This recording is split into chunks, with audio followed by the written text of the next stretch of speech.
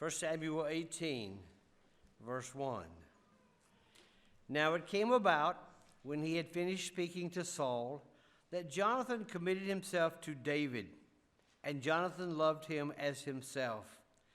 And Saul took him that day, and did not let him return to his father's house. Then Jonathon made a covenant with David, because he loved him as himself. Jonathon stripped himself of the robe that was on him and gave it to David with his military gear, including his sword, his bow, and his belt. And David went into battle wherever Saul sent him, and always achieved success. So Saul put him in charge of the men of war.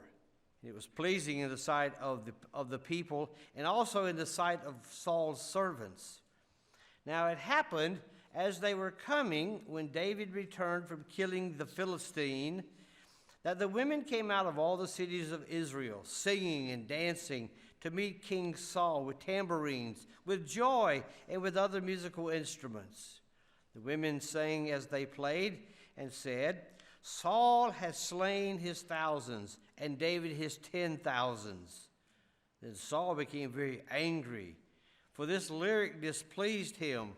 And he said, "They have given David credit for 10,000s, but to me they have given credit for only thousands.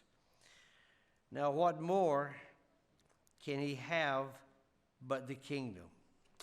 And Saul eyed David with suspicion from that day on. And he raved in the midst of the house while David was playing the harp with his hand as usual, and a spear was in Saul's hand. Then Saul hurled the spear, for he thought, "I will pin David to the wall." But David escaped from his presence twice. Now Saul was afraid of David, because the Lord was with him, but had left Saul. So Saul removed him from his presence and appointed him as his commander of 1,000. And he went out and came in before the people. And David was successful in all his ways, for the Lord was with him. And when Saul saw that he was very successful, he was afraid of him. But all Israel and Judah loved David, for he would go out to battle and return before them. Then Saul said to David, "Here's my older daughter, Mira. I will give her to you as a wife. Only be a valiant man for me and fight the Lord's battles." For Saul thought, "My hand shall not be against him, but let the hand of the Philistines be against him." But David said to Saul, "Who am I, and who is my family, or my father's family in Israel, that I should be the king's son-in-law?" So it came about at the time that Merab, Saul's daughter, was to be given to David, that she was given instead to Adriel, the Maholathite, as a wife. And now Michal, Saul's daughter, loved David. And when they informed Saul, the thing was pleasing to him. So Saul thought, "I will give her to him, so that she may become a trap for him, and that the hand of the Philistines may be against him." And therefore Saul said to David, "For a second time you may become my son-in-law today."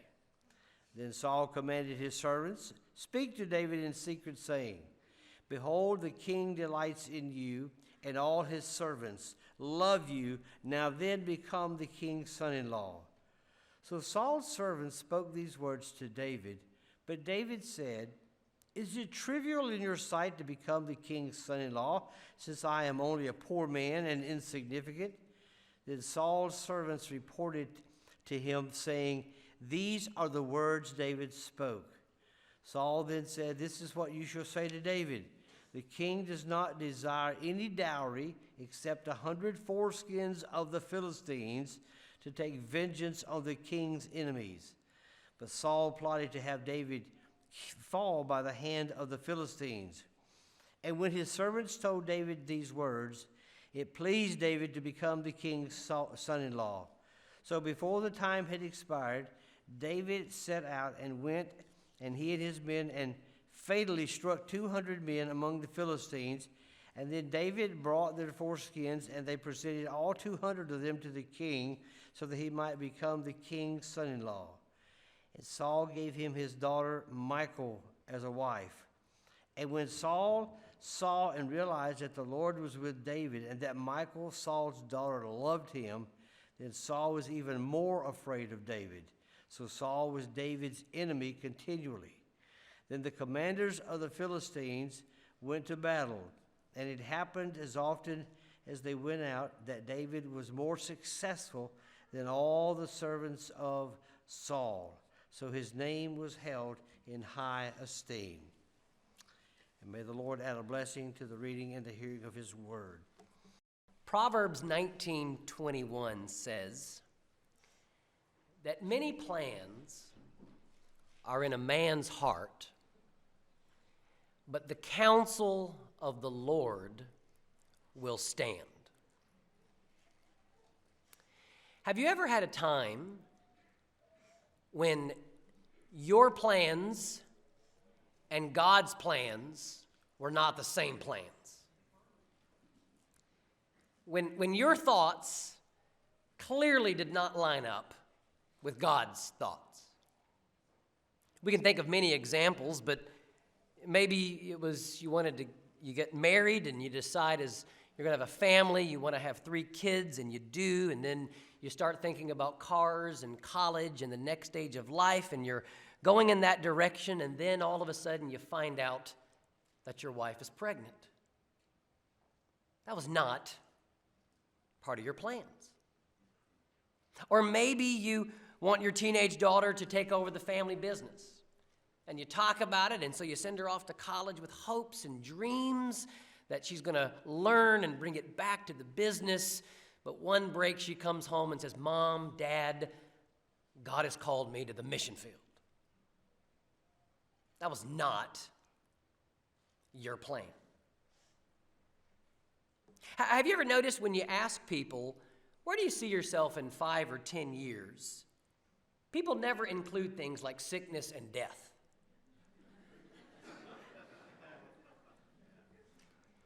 Those things are never on our plans. They're never on our timetable, but we all know that God has them on all of our timetables. Many plans are in the heart of man, but the counsel of the Lord is what will stand. So what do you do when God's plan doesn't match your plan? If you haven't faced that yet, you soon will. And what you do in that moment is very important. In 1 Samuel chapter 18, we will see a case study of incompatible plans.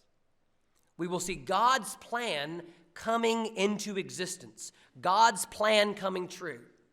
God has set apart David to be his anointed, to be his next king. And in this chapter, we see that David is ascending in popularity as he is slowly ascending to the throne. This is God's plan.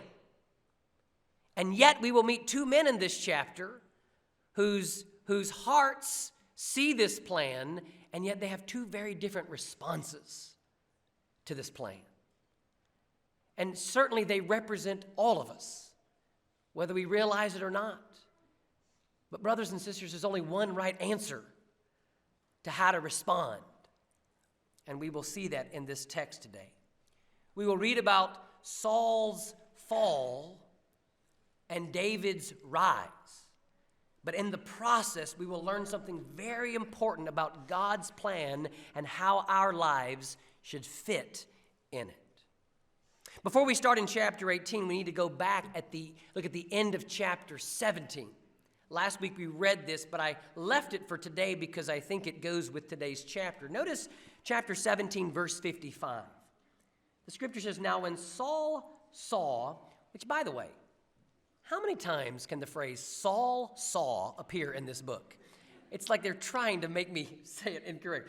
Now when Saul saw David going out against the Philistine, he said to Abner, the commander of the army, "Abner, whose son is this young man?" Now, remember, David just killed Goliath, and this is a flashback. At least it starts at 1, and then it picks the story back up, and Saul asked this question twice. Now, some people are confused as to why Saul is confused. But if you notice there, he doesn't ask, who are you? He asks, whose are you? Whose son are you?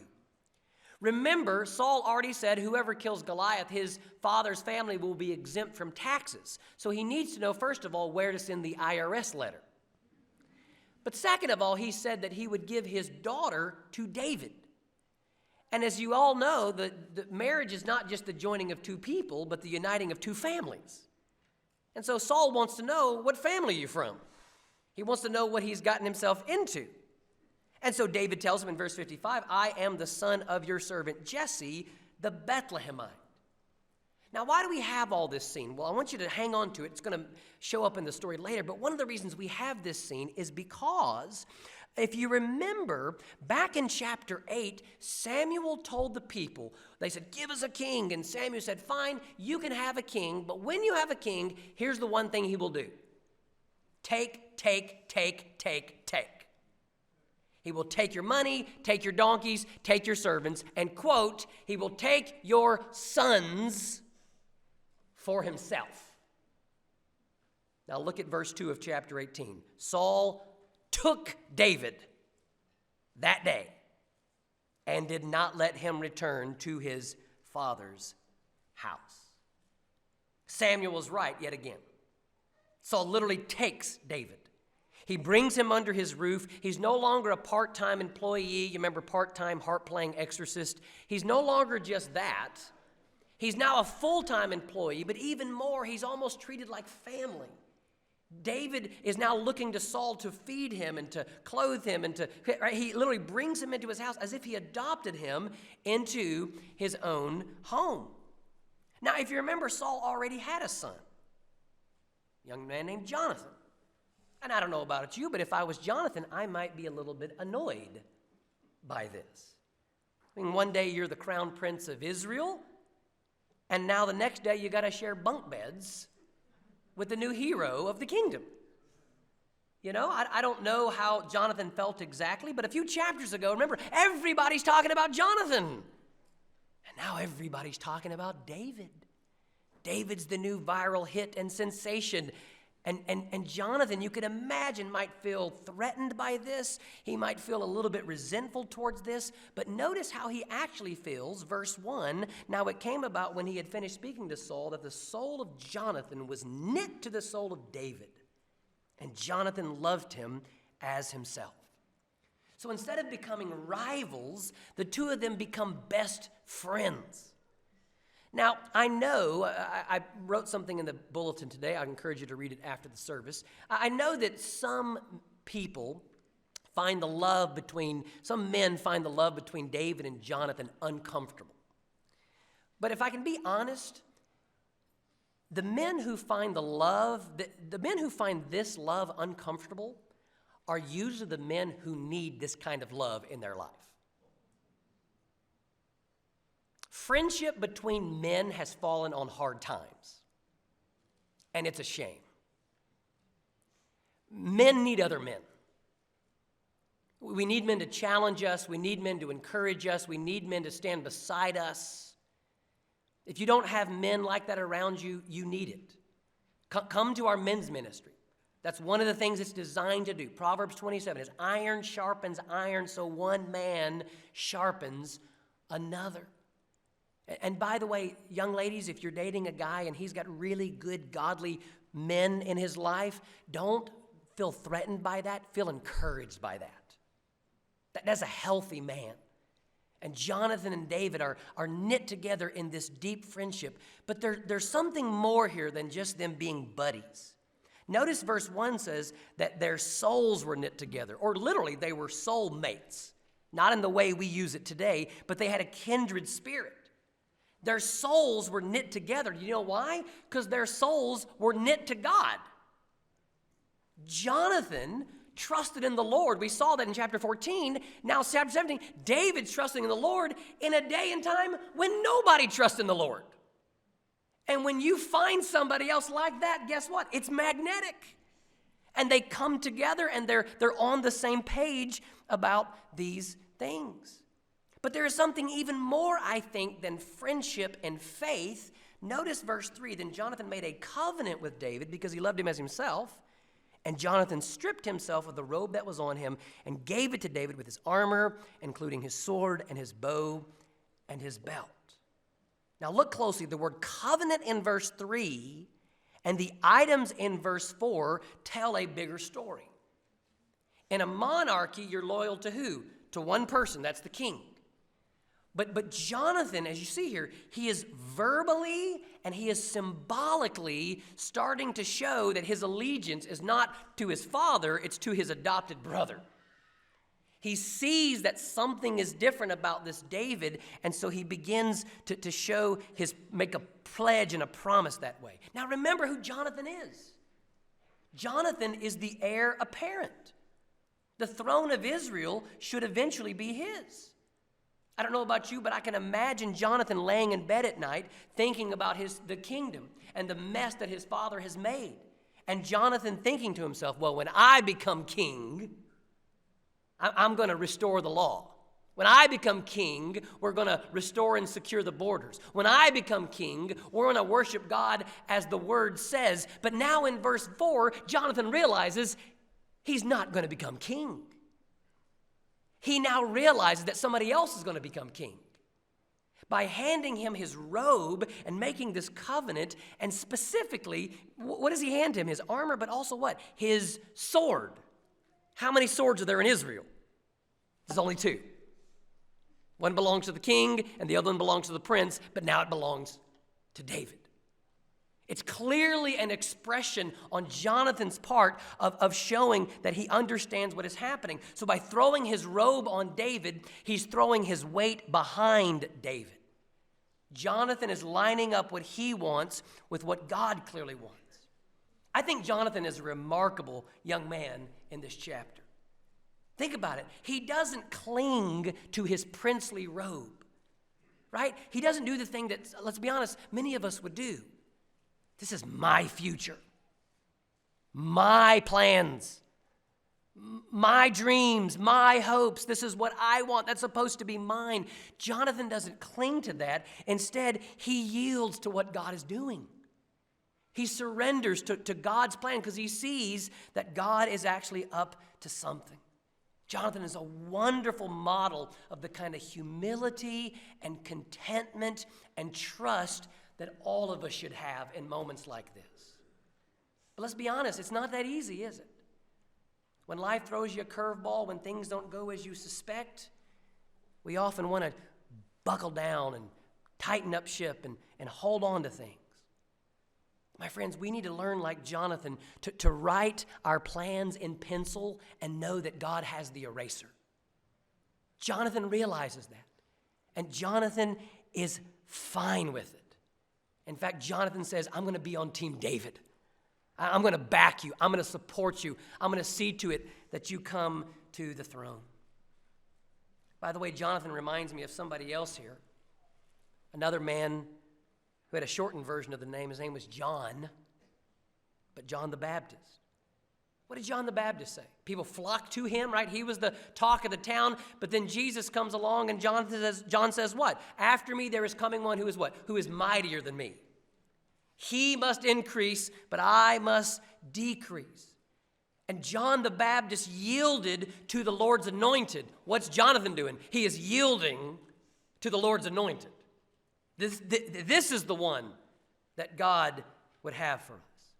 My friends, that is the right way to respond when your plans don't match God's plans. When Jonathan's future doesn't match maybe what he thought or what all of those things at least represented. He says, I want to do what is God's plan. I want my lot to be with him. But that's not the only way to respond. In fact, the majority of the chapter is the other way, how not to respond. And I think it's where most of us are tempted. So we learn that Saul's son loves David. In verse 5, we learn that Saul's servants love David. And then we learn that Saul's whole neighborhood loves David. In verse 6, we meet a group of singing women. It's the ancient Near Eastern Spice Girls, I think. I don't know. It's a girl band, okay? And they write a hit song. And the chorus in verse 7 says, Saul has slain his thousands and David his 10,000s. First of all, how cool would it be to have your own theme song everywhere that you went? You know, it's like Hail to the Chief or something, I don't know. But the whole community, right? The women are coming out of the woodwork, quite literally, like coming out, and they're singing, and everyone's celebrating, and everyone's dancing, right? Everyone is caught up in the enthusiasm of David killing this giant. Everybody is happy, except for one person. Verse 8, then Saul became very angry, for this saying displeased him, and he said, they have ascribed to David 10,000s, but to me they have ascribed thousands. I don't think this is an anti-Saul protest song. I actually think it's just a pro-David anthem. And I think, in part, they're celebrating Saul by celebrating David. Remember, Saul took him into his house, and it's as if he thought, oh, this will boost my image and make me seem stronger. And yet, he starts to realize that David is overshadowing him. By the way, you want a tip for life from this?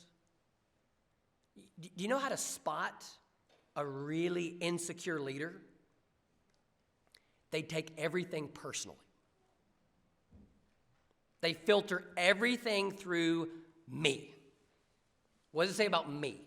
What does it have to do with me? Me. And they don't like blame, but they really don't like when other people around them get praise, because it wears at their ego. It wears at their sense of self-centeredness. My friends, beware of those kinds of leaders and do not become that kind of leader. Where Jonathan is overflowing with humility, Saul is eaten up with pride. He's resentful. He's jealous. And the author makes no bones about it, because look at verse 9. It says, Saul looked at David with suspicion from that day on. Now, Saul clearly doesn't know the whole story yet, as we'll see. But at this point, he realizes, man, something's not right. Right? He hears the song the women are singing. He sees, of course, David's success. He notices that Jonathan's talking about David all the time. He can see that his servants are also, whispering about David. And then I imagine he saw David walking around wearing Jonathan's robe and carrying his sword. And think, wait a minute, what's happening here? What is going on? Shakespeare wrote about the green-eyed monster of jealousy. Does the green-eyed monster ever haunt you? Does jealousy and envy ever eat in you? Did you ever find it tempting to count other people's blessings instead of your own? Did you ever find yourself saying, wait a minute, it's not fair that they have that? Do you find it hard to congratulate certain people? Especially when it's something you kind of wanted. They got the grade you wanted. They got a boyfriend or a girlfriend. They got the job or the promotion. And you can walk up to them and through gritted teeth go, congratulations, I'm so happy for you. But you don't really mean it.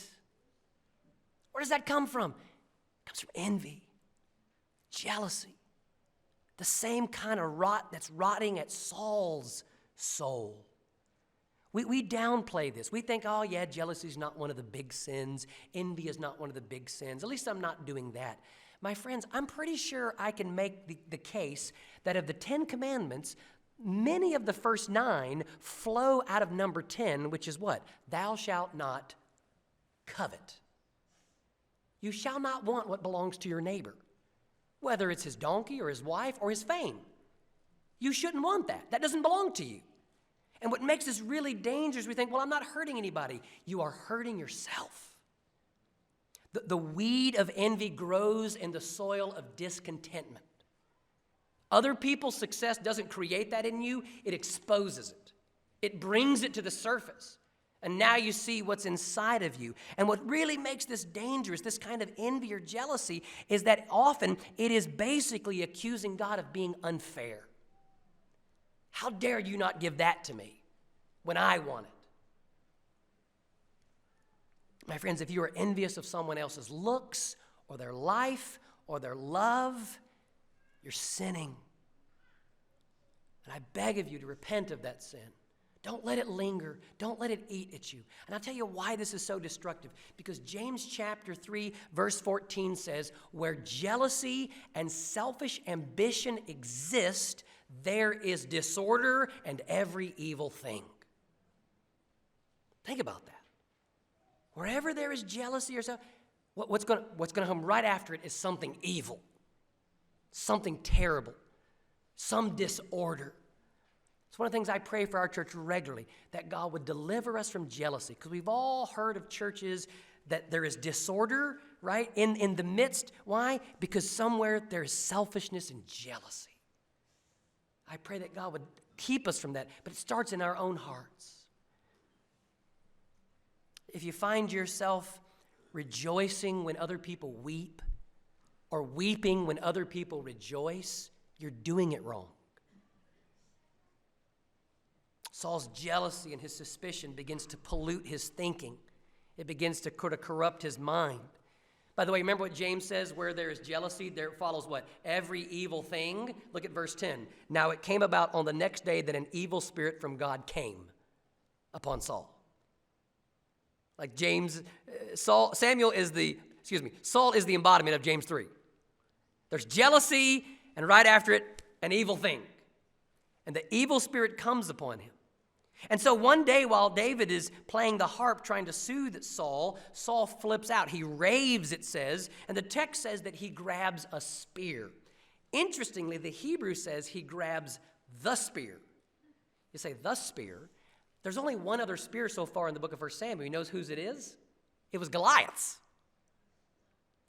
And some commentators think that the sort of hint here is that in chapter 17, David faced the Philistine giant, and now he's facing the Israelite giant. Saul is the tall guy who grabs the same spear, and he may be the Jewish king, but he's acting like a godless pagan, coming after David, coming after the Lord's anointed. Verse 11 says, and Saul hurled the spear, saying that he would pin David to the wall. And then notice this, but David escaped from his presence twice. Talk about a loyal employee. Man, if my boss tried to kill me on Monday, I would call in sick, I think, on Tuesday. But not David, man. He is a company man. He showed up once, and he showed up again, apparently. I don't know exactly. Then notice what happens, though, after this crazy, violent episode. Verse 12, now Saul was afraid of David. My wife pointed out to me brilliantly, she said, I would expect that to say, now David was afraid of Saul. Right? Saul's the one raving, trying to kill him. But notice it says Saul was afraid of David. Why? Because greater is he that was in David than he that was in King Saul. Right? The light is not scared of the darkness. The light always prevails over the darkness. Saul is eaten up with this evil, unclean spirit, but David is walking in the Holy Spirit, filled with the Spirit. He has nothing to fear. God has not given us a spirit of fear, but of power and of love and of a sound mind. And David has that sound mind, but not Saul. His mind is unraveling. Do you see the fall of Saul? First jealousy, then suspicion, and now fear. The selfishness has started to make him paranoid. He's becoming obsessive. By the way, there are some of you may find yourself, you don't even realize it, but your envy of other people from high school, people in your dorm, people in your class, other professors, other professionals, you find yourself fixating on them, thinking about them. Guard your heart. Guard your heart.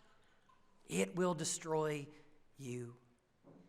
Notice verse 13, therefore Saul removed him from his presence and appointed him as his commander of 1,000. There's a play on words here. David ran from his presence, and now Saul removes him from his presence. It's as if he says, well, if I can't get rid of him, I'll just get rid of him. I'll send him away. So what does he do? He sends him away by giving him a promotion. Right? He makes David a commander over 1,000, meaning he basically says, all right, you go out to the battlefield. I don't want to deal with him. I don't want to see him. I don't want to talk to him. I'll just get him out of my life, and I won't have to worry about it anymore.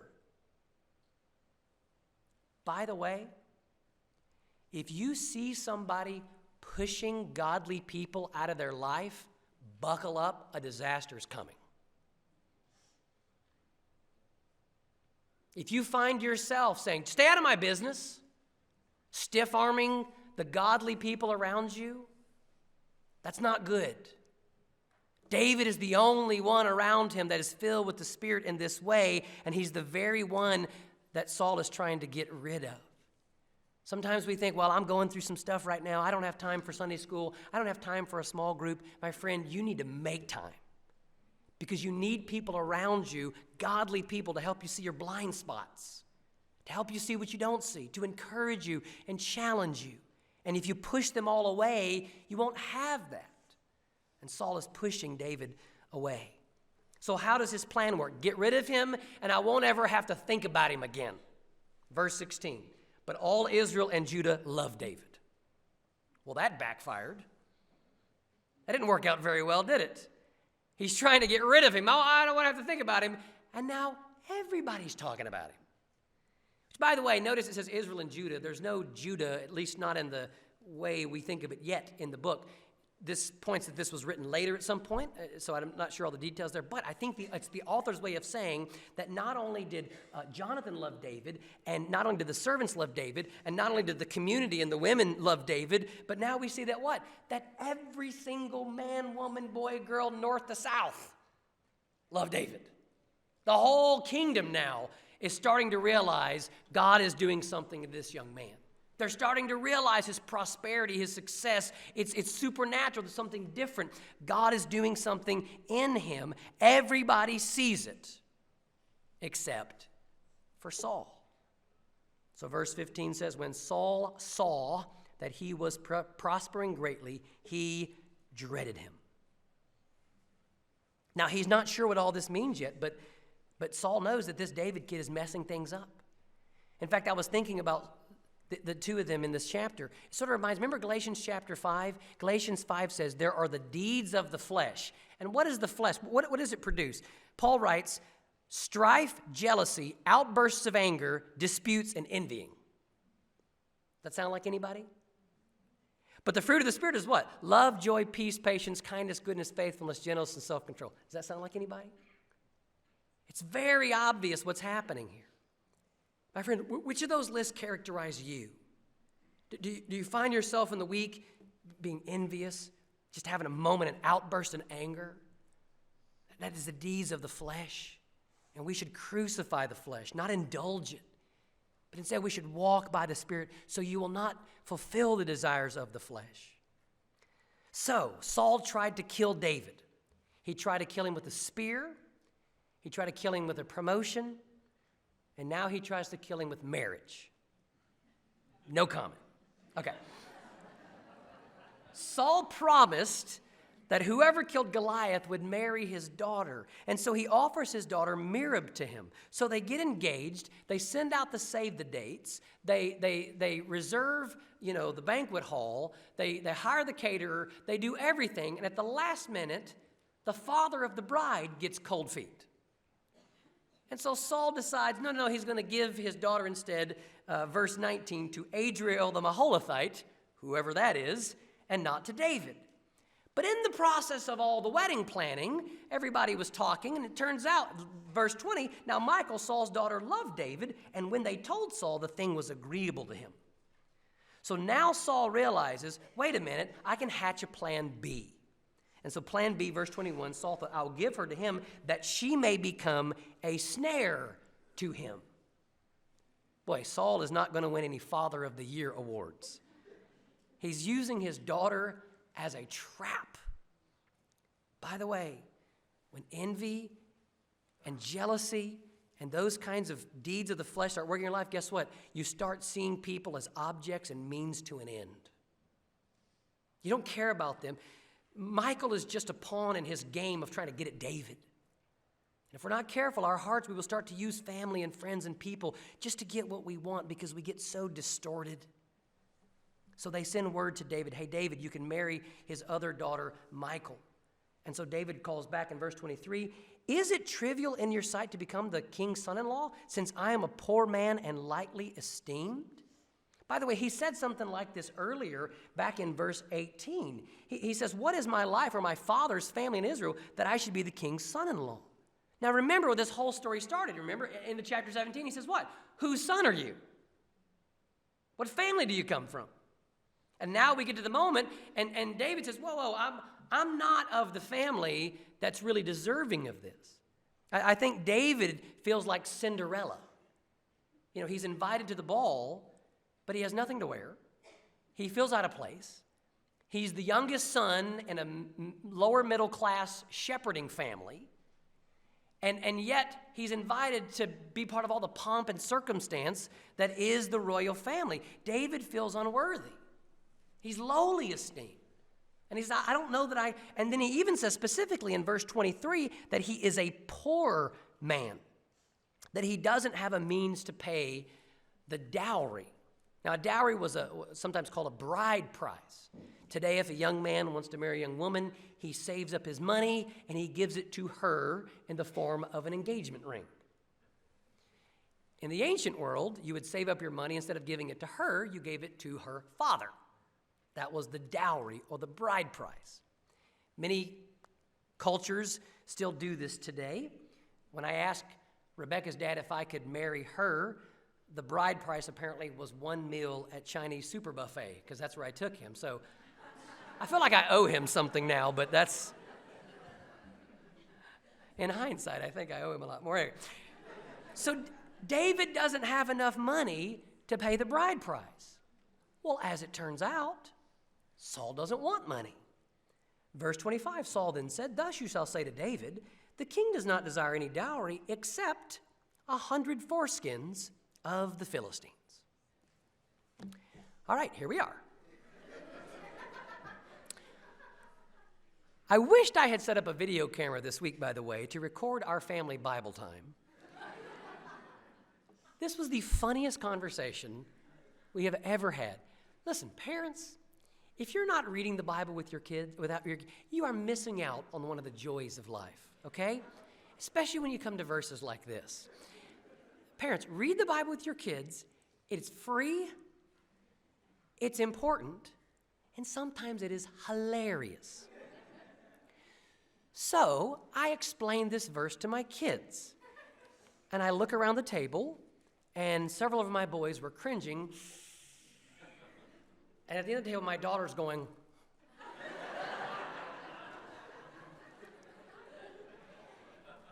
And once the shock wore off, then came the avalanche of unanswerable questions towards me. One kid asked, what is Saul going to do with them? Are these like Pokemon cards? He's collecting them? Somebody else wanted to know, whose job was it to count them? I don't want that job. So we're talking about this, and I said, well, no, he wanted proof that they were dead. And another kid said, well, couldn't he have asked for 100 noses? Like, wouldn't that have been better, you know? So I said, yes, a nose would have worked, but a nose could belong to anybody. This specific body part was proof that it was from a man, but even more, a Philistine man. So the burning question came back, though, but why would he do this? Why would he do this? And I didn't have to wonder, because the text tells us. Look at the end of verse 25. Now Saul planned to make David fall by the hand of the Philistines. Do you see the thick irony in that verse? Saul's plan is in direct contradiction with God's plan. God's plan is for David to live and for David to come to the throne, and Saul's plan is to murder him, is to get rid of him. And by rejecting, by trying to make David fall, it is guaranteeing Saul's fall. He is sealing his own fate in the process. Now, despite how crazy it sounds, David agrees. And so he goes out, and being an overachiever, he comes back with 200, it says. And so the end of verse 27, Saul has no choice, but he gave him Michal, his daughter, for a wife. So David marries Michal, and officially, where he was maybe sort of adopted or at least came into the family, now he is officially part of the royal family. He is Saul's son-in-law. But think about what's happening in this story. No matter what he throws at David, whether it's a spear or it's this promotion or it's his own daughter, whatever he throws at David, David seems to be successful. He can't discredit him. He can't get rid of him. He can't injure him. He can't kill him. David seems to be invincible. It's as if Saul is tearing at David like a tornado, and yet David is like a tree firmly planted by rivers of water, and everything he does prospers. And then one day, it hit Saul like a stone in the forehead. Verse 28, when Saul saw and knew that the Lord was with David and that Michal's daughter loved him, then Saul was even more afraid of David. Look at that word there in verse 28. He saw. We've seen that throughout the verses here. I pointed it out, but now it's more than saw. He knew. This is no longer a suspicion. This is no longer a hunch. This is no longer a gut feeling about what's happening in this situation. Now he knows. This is that split second, in the movie when the guy opens the case and the bomb is there and the counter is like half a second and it freezes and you realize, you know what's about to happen? Saul is at that moment. At this point, now he knows. Now it all makes sense. It's as if this was the point. And Samuel's words must have been ringing in his ears because Samuel had told him, because you've rejected the Lord, he's going to take his kingdom from you and he's going to give it to your neighbor. And he will be a man who is better than you. And now Saul, it makes sense. He can see how much better David is in every possible way, how he is prospering and successful. And it's not his own doings. It's not just his good looks. It's not just his prowess. It's the fact that God is with him. He now realizes this is not about the women's song. This is not about Jonathan's love. This is not about his military success. This is not about Michal's marriage. This is about God's plan. God is behind this. And so in verse 28, Saul is at that same crossroads that Jonathan was at. Jonathan saw what the Lord was doing, and Jonathan responded. So how will Saul respond? Into verse 29. Thus Saul was David's enemy continually.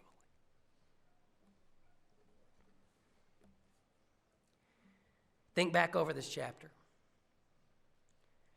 God's plan was for David to sit on the throne. Jonathan sees that plan when his soul is knit to David, and what? He surrenders to that plan. Saul does not. Jonathan humbly steps aside. He gets behind him. He says, I want to be with David because I want to be with God. Jonathan looks at David and says, thy kingdom come. Thy will be done. Jonathan gets on board with God's plan and allies himself with the Lord's anointed because he knows that's the way to success. That's the way God's people should go. Jonathan knows, maybe this doesn't fit my plan, maybe what I thought was going to happen with this robe I wear, this sword I have, but you know what? I'd rather be on God's plan and on God's team. And when Saul is faced with the exact same moment, the exact same decision, he does just the opposite. He doubles down on his fear and his jealousy and his anger and his hatred, and now he starts to make David his enemy. And by fighting against David, he is actually fighting against God. Brothers and sisters, what about you? That's the question of this text. What about you? What do you do when God's plan doesn't match your plan? When the circumstances of life, when God's word itself is clear, When you can see, man, this is beyond my control. The Lord is up to something. My hopes and dreams are not coming to fulfillment. They're dashed, they're changed, they're different. Do you get angry? Do you get scared? Do you get resentful? Or do you get on board? One is the way of pride. The other is the way of humility. I don't know, maybe you're a student and you're a business major, an education major, and your parents want you to go make a ton of money, but deep down you know God is calling me to the mission field. And you don't want to upset them. You don't want to disappoint them. So you'll just stuff it down. You'll ignore it. You would act like it's not there. My friends, you need to yield to God's plan if that's what it is. Maybe you've had to deal with other trials. I said earlier, sickness and death. Some of you know that. And you've lost a loved one, or you're caring for a loved one. This is not the future you had in mind. This is not what you thought it would be, and those dreams are gone. And maybe if you're honest, deep inside like Saul, you've become bitter, jealous. Why can't I have what everybody else has? My friends, where there is bitterness and jealousy, there's disorder in every evil thing. My friend, let go of that bitterness. Confess that sin to the Lord, and I promise He will forgive you and renew you and show you what His plan looks like. Is your future filled with selfishness and small-mindedness, or will your future be one that says, Lord, I don't understand, but I'm going to trust you. I don't see where this is going, but I can see that you're the one behind it, and I want you to lead. You know, I was thinking about the song that these women sang in this chapter, and it sort of dawned on me, if I can say it this way, that it's almost like Jonathon and Saul are both singing a song. Jonathan's song, if you will, is that old hymn, "Have thine own way, Lord." But you know what Saul's song is? It's Frank Sinatra's "I Did It My Way." Which song are you going to sing? All of our hearts want us my way. The path of humility is one that says, have thine own way. By the way, this isn't the last time the leadership of Israel will reject the Lord's anointed. Did you know that? 1,000 years later, another descendant of Jesse would come onto the scene, and his popularity would threaten the men in charge. And in the spirit of Saul, the Pharisees became jealous of the Lord Jesus, and they sought to kill him, and they did kill him, but they didn't do it. He laid down his own life. In fact, in the garden, when he sweat great drops of blood, he says, let this cup pass from me, right? He's looking at what's in front of him, and what does he ultimately pray for all of us? Not my will, but yours be done. Jesus is the supreme example, but he's also the supreme answer. If you've been bitter and angry and you've held on to it, my friends, Jesus offers you, through his nail-scarred hands, he extends to you forgiveness and renewal and contentment and trust. Confess your sins. Turn to him.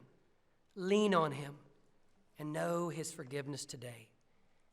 And brothers and sisters, let's look at Jonathon. Let's follow in his footsteps to say, Lord, whatever it is, have thine own